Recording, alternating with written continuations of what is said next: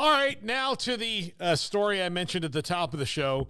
Jaden Rashada is suing Billy Napier, some of the collective, a large automotive company that is part of that collective, for breach of contract and, failing to follow through on some of the things they promised. There's a lot in this lawsuit that is almost as anybody could have written out how this was kind of going to go when these things happened. He was, according to the lawsuit, Billy Napier promised to wire him $1 million a booster would wire him $1 million on National Signing Day if he signed with the Gators. He also was given $150,000 by one of the collectives, boosters at Florida, to pay back some money he had gotten from John Ruiz, Mr. Life Wallet, who is the NIL super sugar daddy at Miami. Because he had already committed to go there and entered into an agreement with them for what was close to $10 million. Florida was offering 13, so he switched. And Craig, inevitably, something like this was going to happen. And it happened because of the perfect storm of two teams that were former powerhouses that were desperate to get back on top, seeing a shortcut maybe to getting one of the best recruits and throwing a bunch of money at him, and then having that kid go to the highest bidder and play both of them. Yeah, it's a terrible look for Billy Napier, I think more so than anybody else. It's a bad look for Florida too, but mostly for their head coach, who at this point is just hanging by a string, you would think, given the off-field embarrassment that's now coinciding with the on-field lack of success. And he is certainly right there at the top of the hot seat list in college football entering 2024. There's a lot to sort through when it comes to the lawsuit and just the details of it all. But yeah, bottom line is that Florida promised him a lot, and it sounds like it was down to the wire. I mean, all the way until his announcement, as far as making sure that there were certain promises as far as the amount of money and where he was going to get that and how he was going to get that. And really, I mean, up until the minute he announced his flip, right, they were still trying to figure out, I guess, some of the details of whether this deal was going to go through or not. And then obviously it falls apart once he actually signs with Florida. And here we are now where not the school, but Billy Napier is right there in the crosshairs, along with those who helped facilitate this deal. So, yeah, it's a fascinating thing to read through and get into the details of just the dollar figures. It's not as extravagant as an NFL contract, but it's not really that far off when you're talking like 4 years, $13+ million, and what he was promised or received like $150,000 at one point, and so there's a lot of layers to it. But yeah, he was courted, and Miami had their deal in place, and then here came Florida, who obviously really, really wanted him and did just about everything they could to try and ensure that they got him, and they did. And then here we are, less than 2 years later, where he's already 2 schools away. He's already gone to Arizona State. He's now at Georgia.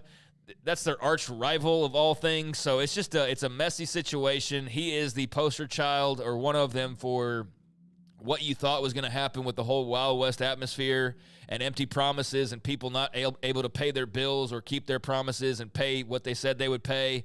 This is what we all expected to happen at some point or another. It just happened maybe quicker than we expected. And now it will be interesting to see what happens next, which is most likely a settlement, because I don't think Florida's going to want, or I should say Billy Napier is going to want to get into a courtroom and start getting into like the nitty-gritty details of, their arrangement, because we talk about Florida State and the ACC or whoever not necessarily wanting discovery. I would highly doubt that anybody involved here, especially on the Napier side, would want discovery to come into play. And look, he doesn't need to get into a "you promised me this, no you didn't," or "no I didn't" kind of a thing with Jaden Rashada. It's just no matter what. Like, even if he's telling the truth, it's still, there's going to be enough of the population out there that doesn't believe him, especially given how this has gone down, and the fact that, look, the terms of the contract are out there in the public. Andy Staples tweeted them out earlier.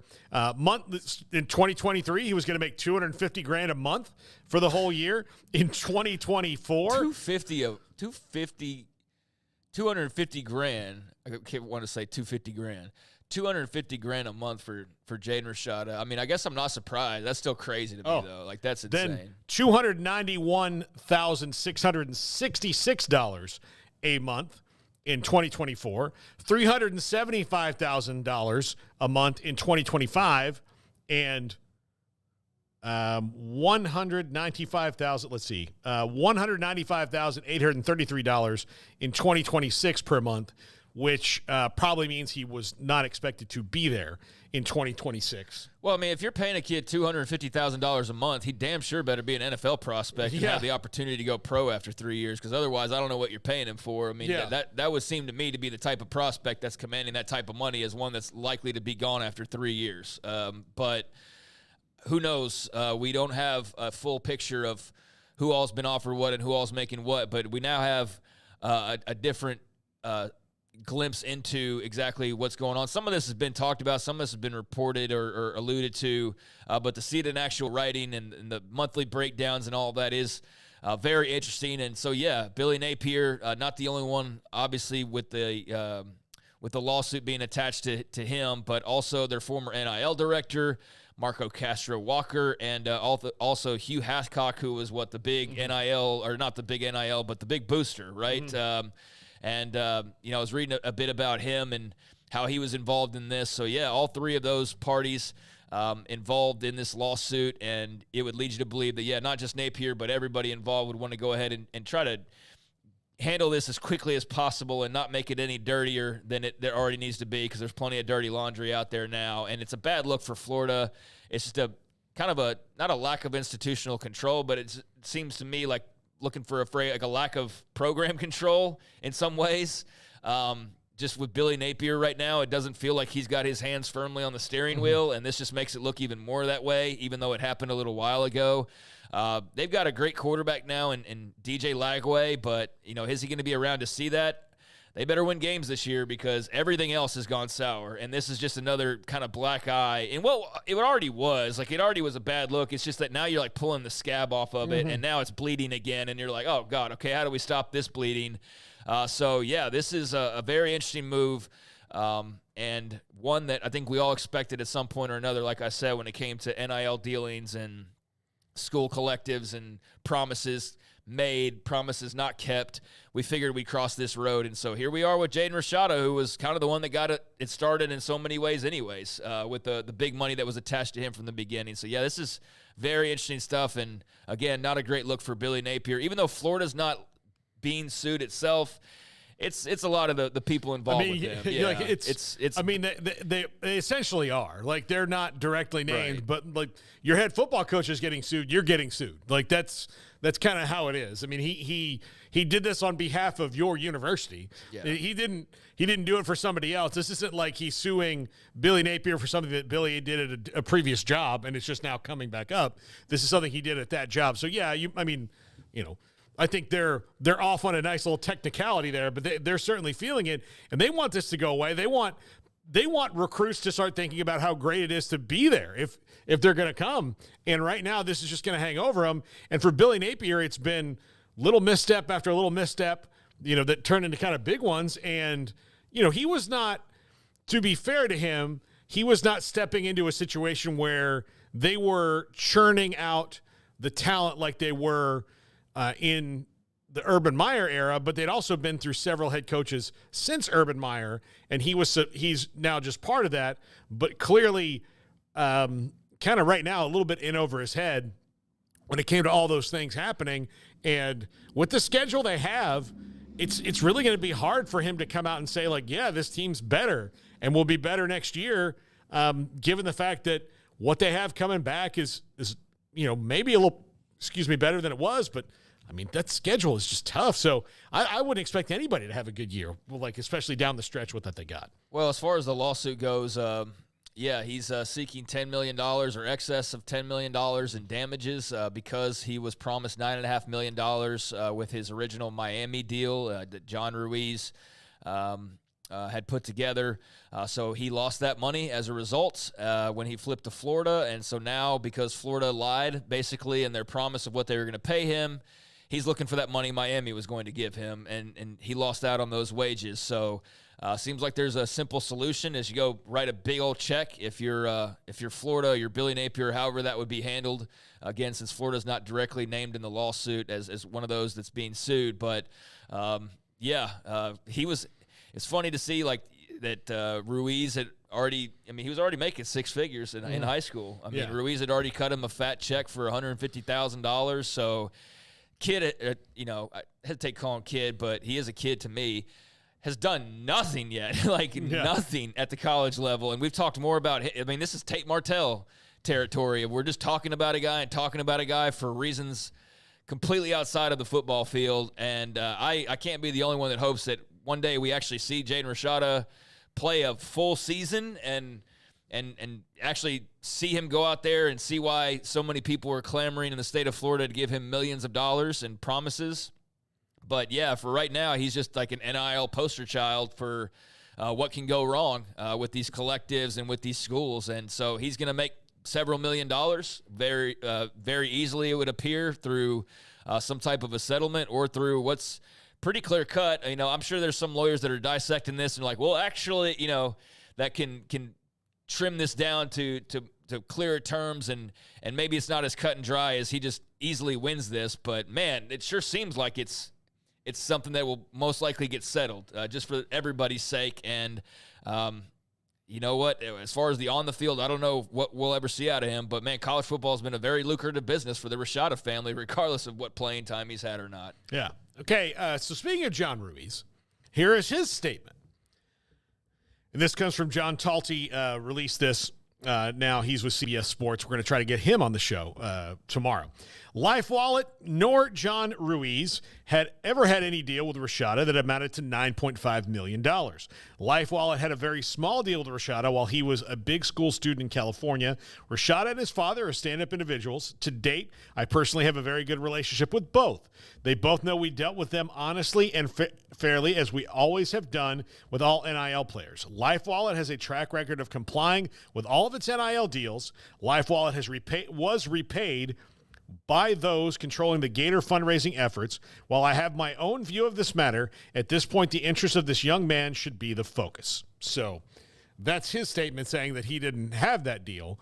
At least somebody believed that he did, and that those somebodies are the Gator Collective. Yeah, they very clearly believed that money figure. I don't know who to believe. It's a bunch of people who I trust them as far as I could throw them when it comes to talking about money. So, who the heck knows? Maybe this reveals the truth on that. I don't really care at this point how involved John Ruiz was or not. Maybe that makes for a more salacious story, especially for Gators and Hurricane fans and all of that.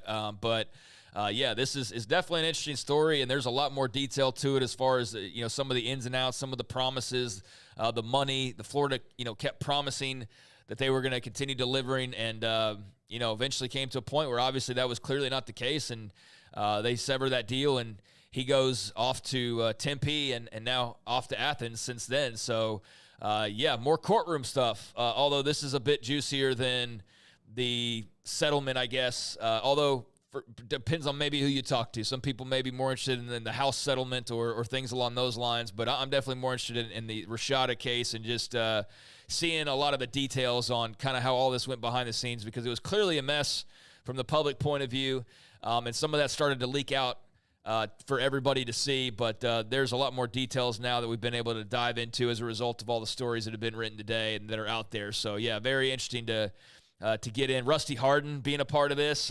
Guy, just can't get rid of this guy when it comes to sports stories. He's everywhere. He's the dude. If I want to sue somebody for something like this in the sports world, Rusty Hardin's the guy I'm gonna pick. It seems that's about who everybody picks. Yeah, that's who I'm gonna pick. Or if I'm getting sued, or I need somebody to represent me and be, out in front, I'm picking Rusty Hardin.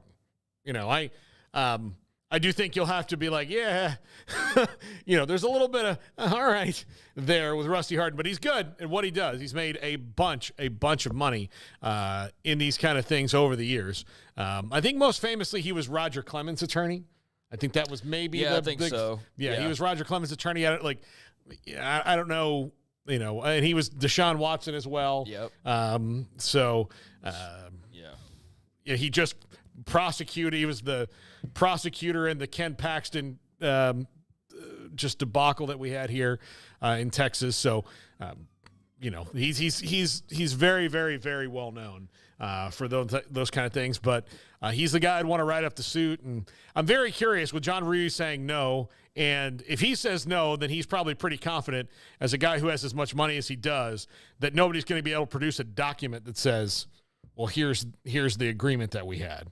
So yeah, I mean, maybe so, or maybe maybe that's just kind of your defense mechanism, is to call out the bluff and be like, no, I didn't. But yeah, I would imagine that if you're saying that, you're smart enough that there's not a paper trail of some sort. And Rashada said that he was debating on whether or not to file this lawsuit, but that he had heard from other players that this type of thing was going on regularly. So he wanted to, I guess, in Rusty Harden's words, speaking for Jaden Rashada, help other athletes, other college football players, other college athletes by filing this lawsuit. I think he's just wanting to get his money more than anything else. $10 million sounds like a great check to receive, and he's already received a few dollars despite the whole arrangement falling apart. So, yeah, he's only going to get richer.